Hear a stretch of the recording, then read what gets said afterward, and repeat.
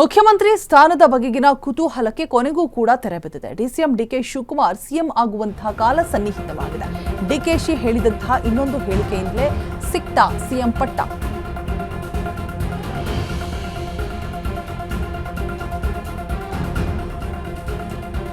CM ಆಗೋದಕ್ಕೆ ಯಾವುದೇ ಶಾಸಕರ ಬೆಂಬಲ ಬೇಕಾಗಿಲ್ಲ,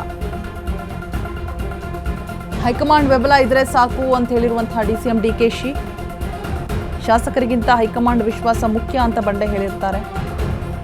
ಕನಕಪುರ ಬಂಡೆಯ ಮಾತೆ ನಿಜ ಆಗ್ತಾ ಇದೆ. ಈಗ ಹೈಕಮಾಂಡ್ ಕೃಪಾಕಟಾಕ್ಷದಿಂದ ಸಿಎಂ ಆಗ್ತಾ ಇದ್ದಾರೆ ಡಿಕೆ ಶಿವಕುಮಾರ್. ಮುಖ್ಯಮಂತ್ರಿ ಸ್ಥಾನದ ಬಗೆಗಿನ ಕುತೂಹಲಕ್ಕೆ ಕೊನೆಗೂ ಕೂಡ ತೆರೆ ಬೀಳ್ತಾ ಇದೆ. ಡಿಸಿಎಂ ಡಿಕೆ ಶಿವಕುಮಾರ್ ಸಿಎಂ ಆಗುವಂತಹ ಕಾಲ ಸನ್ನಿಹಿತವಾಗಿದೆ. ಡಿಕೆಶಿ ಹೇಳಿದ್ದ ಇದೊಂದು ಹೇಳಿಕೆಯಿಂದಲೇ ಸಿಕ್ತಾ ಸಿಎಂ ಪಟ್ಟ. ಹಾಗಾದ್ರೆ ಸಿಎಂ ಆಗೋದಕ್ಕೆ ಯಾವುದೇ ಶಾಸಕರ ಬೆಂಬಲ ಬೇಕಾಗಿಲ್ಲ, ಹೈಕಮಾಂಡ್ ಬೆಂಬಲ ಇದ್ರೆ ಸಾಕು ಅಂತ ಹೇಳ್ಬಿಟ್ಟು ಡಿಸಿಎಂ ಡಿಕೆಶಿ ಹೇಳಿರ್ತಾರೆ. ಅದೇ ಮಾತು ಇದೀಗ ನಿಜವಾಗ್ತಾ ಇದೆಯಾ? ಕನಕಪುರ ಬಂಡೆಯ ಮಾತೆ ನಿಜ ಆಗ್ತಾ ಇದೆ. ಈಗ ಹೈಕಮಾಂಡ್ ಕೃಪಾಕಟಾಕ್ಷದಿಂದ ಸಿಎಂ ಆಗ್ತಾ ಇದ್ದಾರೆ ಡಿಕೆಶಿ. ಮುಖ್ಯಮಂತ್ರಿ ಸ್ಥಾನದ ಬಗೆಗಿನ ಕುತೂಹಲ.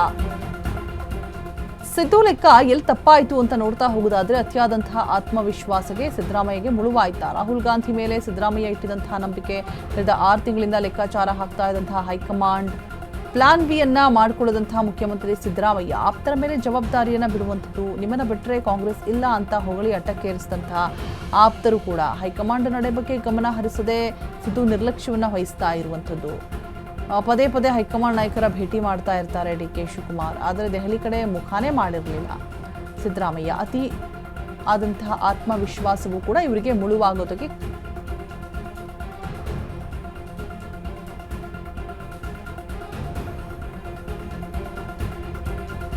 ಸಿದ್ದು ಲೆಕ್ಕಗಳು ಇದಿಷ್ಟು ವಿಚಾರಗಳಲ್ಲಿ ತಪ್ಪಾಗಿದೆ. ಇನ್ನ ಡಿಕೆ ಶಿವಕುಮಾರ್ ಸಕ್ಸಸ್ ಆಗಿದ್ದೆಲ್ಲಿ? ಬಹಿರಂಗವಾಗಿ ಅಧಿಕಾರ ಹಂಚಿಕೆ ಬಗ್ಗೆ ಮಾತನಾಡದೆ ಸೈಲೆಂಟ್ ಆಗಿದ್ರು. ಇತ್ತೀಚೆಗೆ ಸೈಲೆಂಟ್ ಆಗಿದ್ದ ಡಿಕೆ ಶಿವಕುಮಾರ್ ಆಪ್ತ ಶಾಸಕರು ಕೂಡ ಮತ್ತೆ ಪಕ್ಷ ನಿಷ್ಠೆ ತ್ಯಾಗದ ಬಗ್ಗೆ ಪದೇ ಪದೇ ಉಲ್ಲೇಖ ಮಾಡ್ತಾ ಇರ್ತಾರೆ. ಪದೇ ಪದೇ ಹೈಕಮಾಂಡ್ ನಾಯಕರನ್ನ ಭೇಟಿ ಮಾಡ್ತಾ ಇರ್ತಾರೆ. 2 ವರ್ಷದ ಒಪ್ಪಂದವನ್ನ ನೆನಪಿಸ್ತಾ ಇದ್ದಂತಹ ಬಂಡೆ ಬಹಿರಂಗವಾಗಿ ಅಧಿಕಾರ ಹಂಚಿಕೆ ಬಗ್ಗೆ ಎಲ್ಲೂ ಕೂಡ ಮಾತನಾಡ್ತಾ ಇರೋಲ್ಲ. ಏನೇ ಪ್ರಶ್ನೆ ಕೇಳಿದ್ರು ಕೂಡ ಹೈಕಮಾಂಡ್ ನಿರ್ಧಾರ ಅಂತಾನೆ ಒಂದು ರೀತಿಯಾಗಿ ಜಾರ್ಕೊಳ್ಳುವಂತಹ ಉತ್ತರವನ್ನ ಕೊಡ್ತಾ ಇರ್ತಾರೆ. ಪಕ್ಷ ನಿಷ್ಠೆ ತ್ಯಾಗದ ಬಗ್ಗೆ ಪದೇ ಪದೇ ಉಲ್ಲೇಖ ಮಾಡ್ತಾ ಇರ್ತಾರೆ. 2.5 ವರ್ಷದ ಒಪ್ಪಂದವನ್ನ ಪದೇ ಪದೇ ನೆನಪು ಮಾಡ್ತಾ ಇರ್ತಾರೆ. ಅವರಷ್ಟೇ ಅಲ್ಲ, ಡಿ ಕೆ ಸುರೇಶ್ ಕೂಡ ನೆನಪು ಮಾಡ್ತಾ ಇರ್ತಾರೆ. ಆಪ್ತರಿಗೆ ಬಹಿರಂಗವಾಗಿ ಏನೂ ಕೂಡ ಮಾತನಾಡಬಾರದು ಅನ್ನುವಂತಹ ಸೂಚನೆಯನ್ನ ಕೊಡ್ತಾ ಇರ್ತಾರೆ. ಎಐಸಿಸಿ ಅಧ್ಯಕ್ಷರಾದಂತಹ ಮಲ್ಲಿಕಾರ್ಜುನ್ ಖರ್ಗೆ ಅವರನ್ನ ನಿರಂತರವಾಗಿ ಭೇಟಿಯನ್ನು ಕೂಡ ಮಾಡ್ತಾ ಇರ್ತಾರೆ. ಸೋನಿಯಾ ಗಾಂಧಿ, ಪ್ರಿಯಾಂಕಾ ಅವರ ಒಂದು ವಿಶ್ವಾಸವನ್ನು ಕೂಡ ಡಿಕೆ ಶಿವಕುಮಾರ್ ಪಡ್ಕೊಂಡಿರ್ತಾರೆ. ಸೊ ಅವರ ಸೂಚನೆಯ ಮೇರೆಗೆ ಇದೀಗ ಫೈನಲೈಸ್ ಆಗಿರುವಂತದ್ದು ರಾಗ ಡಿಕೆಶಿಗೆ ಸಿಎಂ ಪಟ್ಟವನ್ನ ಕೊಡಬೇಕು ಅಂತ ಹೇಳ್ಬಿಟ್ಟು. ಸೊ ಸಿದ್ದು ಮಾಡಿದಂತಹ ತಪ್ಪುಗಳು, ಡಿಕೆಶಿ ಮಾಡಿದಂತಹ ಒಂದು ಪ್ಲಾನಿಂಗ್ ಸ್ಟ್ರಾಟರ್ಜಿಗಳು, ಸೊ ಇದೆಲ್ಲವೂ ಕೂಡ ಇಲ್ಲಿ ಮೇನ್ಲಿ ಲೆಕ್ಕಕ್ಕೆ ಬರುವಂಥದ್ದು. ಸೊ ಫೈನಲಿ ಸಿಎಂ ಪಟ್ಟವನ್ನ ಅಲಂಕರಿಸಲಿದ್ದಾರೆ ಡಿಕೆ ಶಿವಕುಮಾರ್. ಪಟ್ಟಾಭಿಷೇಕ ಫಿಕ್ಸ್ ಅಂತ ಕೂಡ ಹೇಳಲಾಗ್ತಾ ಇದೆ.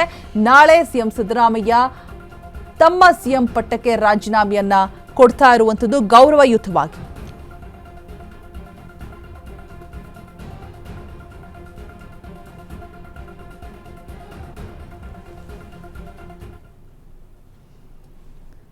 ಹೆಚ್ಚಿನ ಡೀಟೇಲ್ಸ್ ಅನ್ನ ಕೊಡೋದಕ್ಕೆ ನಮ್ಮ ಪ್ರತಿನಿಧಿ ದೀಪಾ ಕುಕ್ಕವಾಡ ಲೈವ್ ನಲ್ಲಿ ಜಾಯಿನ್ ಆಗ್ತಾ ಇದ್ದಾರೆ. ದೀಪಾ, ನಿಜಕ್ಕೂ ಕೂಡ ಈ ಪವರ್ ಫೈಟ್ ಅನ್ನುವಂಥದ್ದು ಫೈನಲ್ ಹಂತಕ್ಕೆ ಬಂದು ತಲುಪೇ ಬಿಡ್ತು.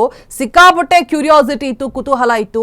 ಒಂದಷ್ಟು ರೀಸನ್ಸ್ ಅನ್ನ ಕೊಟ್ಟು ಸಿದ್ದರಾಮಯ್ಯ ನಾನು ಯಾಕೆ ಉಳಿಬೇಕು ಅಂತ ಹೇಳಿದ್ರೆ, ಮತ್ತೊಂದು ಕಡೆ ಡಿಸಿಎಂ ಡಿಕೆ ಶಿವಕುಮಾರ್ ತಾವು ಏನೆಲ್ಲ ಪ್ಲಾನಿಂಗ್ಸ್ ನ ಸ್ಟ್ರಾಟರ್ಜೀಸ್ ನ ಪ್ಲೇ ಮಾಡಬೇಕು, ಮತ್ತೆ ಶಾಸಕರಿಗೆ ಕೊಡ್ತಾ ಇದ್ದಂತಹ ಸೂಚನೆಗಳೇ ಆಗಿರ್ಬೋದು, ಎಲ್ಲವೂ ಕೂಡ ಇಲ್ಲಿ ವರ್ಕೌಟ್ ಆಗಿದೆ ಅಂತ ಅನ್ನಿಸ್ತಾ ಇದೆ. ಸೊ ನಾಳೆಯ ಬೆಳವಣಿಗೆಗಳ ಬಗ್ಗೆ ಅಪ್ಡೇಟ್ಸ್ ಅನ್ನ ಕೊಡ್ತಾ ಹೋಗೋದಾದ್ರೆ ದೀಪಾ.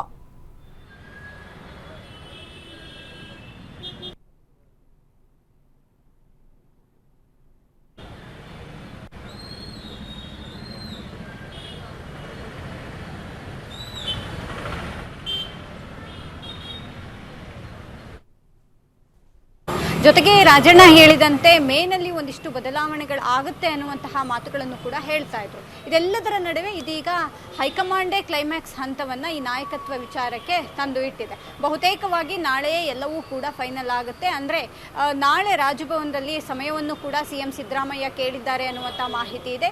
10:00ವರೆಗೆ ಅವರು ಗೌರವಯುತವಾಗಿ ಹೋಗಿ ರಾಜ್ಯಪಾಲರನ್ನ ಭೇಟಿ ಮಾಡಿ ಅಲ್ಲಿ ತಮ್ಮ ರಾಜೀನಾಮೆಯನ್ನು ಸಲ್ಲಿಸ್ತಾರೆ ಅನ್ನುವಂಥ ಮಾಹಿತಿ ಕೂಡ ಇರುವಂಥದ್ದು.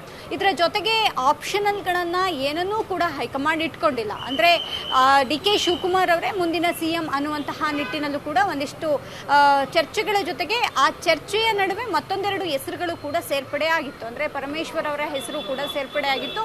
ಆದರೆ ಹೈಕಮಾಂಡ್ ಯಾವುದೇ ರೀತಿಯಾದಂತಹ ನಿರ್ಧಾರಗಳನ್ನಾಗಲಿ ಅಥವಾ ಅಭಿಪ್ರಾಯಗಳನ್ನಾಗಲಿ ಹೈಕಮಾಂಡ್ ನಾಯಕರು ರಾಜ್ಯ ನಾಯಕರ ಮುಂದೆ ಕೇಳಿಲ್ಲ ಅನ್ನುವಂತಹದ್ದಿದೆ. ಹಾಗಾಗಿ ಬಹುತೇಕವಾಗಿ ಡಿ.ಕೆ. ಶಿವಕುಮಾರ್ ಅವರೇ ಪಟ್ಟವನ್ನು ಹೇರ್ತಾರೆ ಅನ್ನುವಂಥ ಮಾಹಿತಿ ಕೂಡ ಇದೆ. ಇದೆಲ್ಲದರ ನಡುವೆ ಸಿಎಂ ಸಿದ್ದರಾಮಯ್ಯ ಅವರು ಎಡವಿದ್ದೆಲ್ಲಿ ಅನ್ನುವಂತಹ ಪ್ರಶ್ನೆ ಬಂದಾಗ ರಾಹುಲ್ ಗಾಂಧಿ ಅವರನ್ನ ಅತಿಯಾಗಿ ನಂಬಿದ್ದೇ ಇಲ್ಲಿ ಸಿಎಂ ಸಿದ್ದರಾಮಯ್ಯ ಅವರ ತಪ್ಪಾಯ್ತಾ ಅನ್ನುವಂತಹದ್ದು ಕೂಡ ಪ್ರಶ್ನೆ ಎದ್ದಿದೆ. ಯಾಕಂದ್ರೆ ಯಾರೇ ಏನೇ ಕೇಳಿದ್ರು ಕೂಡ ರಾಹುಲ್ ಗಾಂಧಿ ಅವರೇ ಫೈನಲ್, ಅವರು ಹೇಳಿದ ತಕ್ಷಣ ನಾನು ಪಟ್ಟ ಬಿಡ್ತೇನೆ ಅನ್ನುವಂತಹ ಮಾತುಗಳನ್ನು ಹೇಳ್ತಾ ಇದ್ದಿದ್ದು. ಯಾವುದೇ ಕಾರಣಕ್ಕೂ ರಾಹುಲ್ ಗಾಂಧಿ ಅವರು ಅಹಿಂದ ನಾಯಕನನ್ನ ಇಳಿಸಲ್ಲ ಅನ್ನುವಂತಹ ನಂಬಿಕೆಯಲ್ಲೇ ಸಿಎಂ ಸಿದ್ದರಾಮಯ್ಯ ಇದ್ರು ಅನ್ನುವಂತಹದ್ದಂತೂ ಕನ್ಫರ್ಮ್.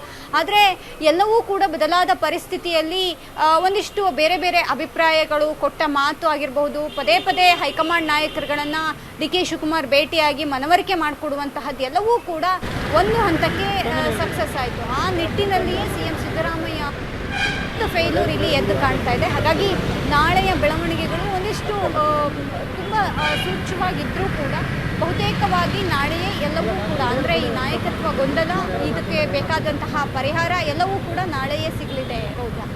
ರೈಟ್ ದೀಪಾ, ಒಂದು ಏನಂತ ಹೇಳಿದ್ರೆ ಸಿದ್ದರಾಮಯ್ಯ ಯಾವಾಗ್ಲೂ ಹೇಳ್ತಾ ಇದ್ರು ನನಗೆ ಸಂಖ್ಯಾಬಲ ಜಾಸ್ತಿ ಇದೆ, ಶಾಸಕರ ಬೆಂಬಲ ಜಾಸ್ತಿ ಇದೆ, ಸೊ ನನಗೆ ಅದರ ಒಂದು ಆಧಾರದ ಮೇಲೆ ಅದಕ್ಕೆ ಒಂದು ಆದ್ಯತೆಯನ್ನ ಕೊಟ್ಟು ನನ್ನನ್ನ ಪಟ್ಟದಲ್ಲೇ ಉಳಿಸ್ಕೊಳ್ಬೇಕು, ಮತ್ತೆ ಅಹಿಂದ ಮತಗಳು ಅದನ್ನು ಕೂಡ ಪದೇ ಪದೇ ಒತ್ತಿ ಒತ್ತಿ ಹೇಳ್ತಾ ಇದ್ರು. ಬಟ್ ಡಿ.ಕೆ.ಶಿ ಯಾವಾಗ್ಲೂ ಕೂಡ ಒಂದು ಪ್ರಯತ್ನದ ಜೊತೆಗೆ ಪ್ರಾರ್ಥನೆ ಇರಬೇಕು, ಫಲ ಸಿಕ್ಕೇ ಸಿಗತ್ತೆ, ಜೊತೆಗೆ ಸಂಖ್ಯಾಬಲ ಶಾಸಕರ ಬರ ಇಲ್ಲದೆ ಇದ್ರೂ ಪರವಾಗಿಲ್ಲ, ಹೈಕಮಾಂಡ್ ಒಲವನ್ನ ತೋರಿಸಬೇಕು ಅಂತ. ಸೊ ಫೈನಲ್ ಆಗಿ ಇದೀಗ ಹೈಕಮಾಂಡ್ ನ ಒಂದು ಕೃಪಕಟಾಕ್ಷದಿಂದ ಡಿ.ಕೆ.ಶಿ ಸಿಎಂ ಪಟ್ಟವನ್ನ ಅಲಂಕರಿಸಲಿದ್ದಾರಾ ಅಂತ ದೀಪಾ?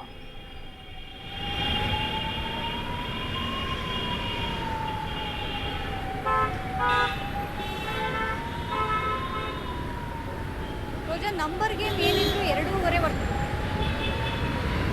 ಶಾಸಕರುಗಳು ಸಿಎಂ ಜೊತೆಗಿದ್ರು, ಸಿಎಂಗೆ ನಾವು ಸಿಎಂ ಜೊತೆ ಇದ್ದೇವೆ ಅನ್ನುವಂತಹ ಮಾತುಗಳನ್ನು ಬಹಿರಂಗವಾಗಿ ಹೇಳ್ತೀವಿ.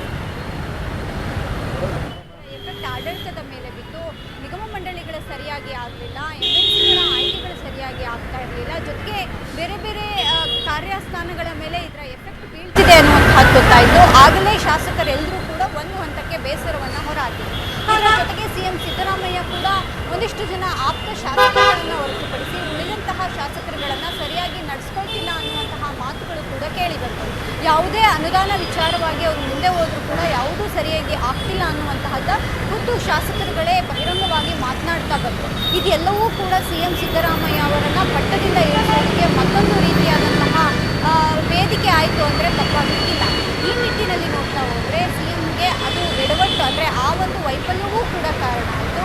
ಇದರ ಜೊತೆಗೆ ಈ ಗೊಂದಲ ಮುಂದುವರೆದ್ರೆ ಎಲ್ಲವೂ ಕೂಡ ಬಗೆಯಿರುತ್ತೆ. ಅದು ನಿಗಮ ಮಂಡಳಿಗಳಾಗಿರ್ಬೋದು ಅಥವಾ ಬೇರೆ ಬೇರೆ ಕಾರ್ಯಸ್ಥಾನಗಳಾಗಿರ್ಬೋದು, ಜೊತೆಗೆ ಯಥಾಸ್ಥಿತಿಯಾಗಿ ಮುಂಬರುವಂತಹ ಚುನಾವಣೆಗಳು, ಸ್ಥಳೀಯ ಚುನಾವಣೆಗಳಿಗೆ ಸರಿಯಾದ ರೀತಿಯಾದಂತಹ ವೇದಿಕೆಯನ್ನು ಸಿದ್ಧಪಡಿಸ್ಕೊಳ್ಬೋದು ಅನ್ನುವಂಥ ನಿಟ್ಟಿನಲ್ಲಿಯೇ ಒಂದಿಷ್ಟು ಶಾಸಕರುಗಳು ಈ ಗೊಂದಲ ಮುಗಿಯಲಿ, ಯಾರಾದರೂ ಸಿಎಂ ಆಗಲಿ ಅನ್ನುವಂತಹ ಮನಸ್ಥಿತಿಗೆ ಬಂದಂಗಿದೆ. ಆ ನಿಟ್ಟಿನಲ್ಲೇ ಈಗಿನ ನಂಬರ್ ಗೇಮ್ ವಿಚಾರವನ್ನು ಕೂಡ ಹೈಕಮಾಂಡ್ ಗಮನಿಸಿದೆ. ಆ ಗಮನಿಸಿಯೇ ಈ ನಿರ್ಧಾರವನ್ನು ತೆಗೆದುಕೊಳ್ತಾ ಇದೆ ಅನ್ನುವಂತಹದ್ದು ಮತ್ತೊಂದು ಹಂತದ ಚರ್ಚೆ. ರೈಟ್, ಥ್ಯಾಂಕ್ ಯು ದೀಪಾ ತಮ್ಮೆಲ್ಲ ಅಪ್ಡೇಟ್ಸ್ಗಾಗಿ.